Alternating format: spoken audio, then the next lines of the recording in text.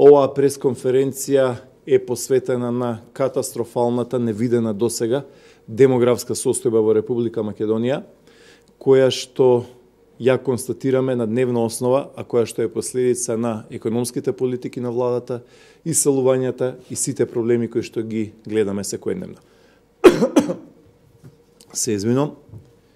Почитувани присутни, со жалење можеме да констатираме дека нема ниту еден единствен збор, ниту еден коментар, ниту еден одговор од страна на Зоран Заев, Стево Пендаровски и Мила Царовска во врска со демографската катастрофа од невидени размери која што се случува во моментов во Република Македонија.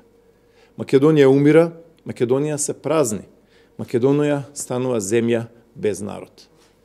Во 2018 година, според податоците на Заводот за статистика, во прелиминарните податоци ја имаме најлошата демографска година во историјата на Македонија откако има демографија, откако има статистика. Бројот на родените од 2016 година, кој што беше 23.002, падна на 21.666. Тоа е пад од 6%. Значи, 2018 година, со владата на Зоран Заев и Мила Царовска, беше најлошата демографска година откако има статистика во Македонија, со рекордно мал број на родени бебиња од само 21.666.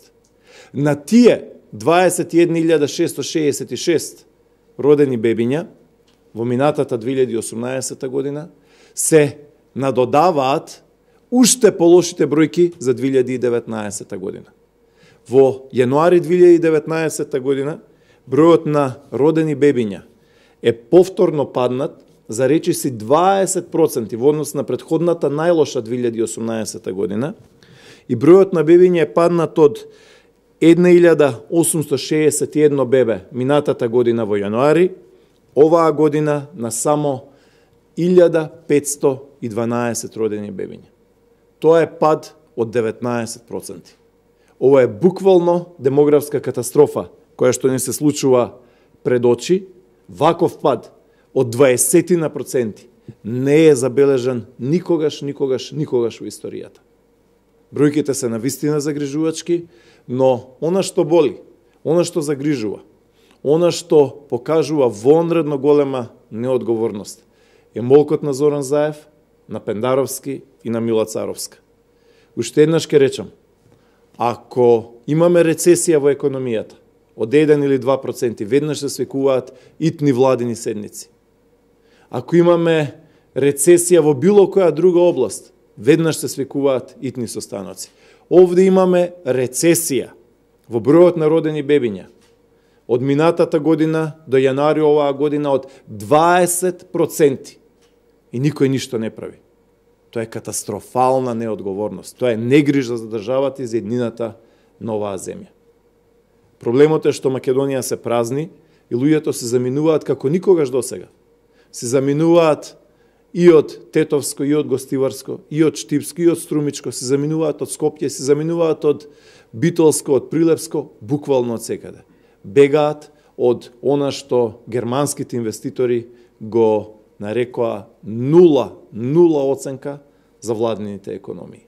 Она што Светската банка го нарече најнизок раст економски на Балканот и она што го гледаме секој ден со неправдите поврзани со епидемискиот непотизам.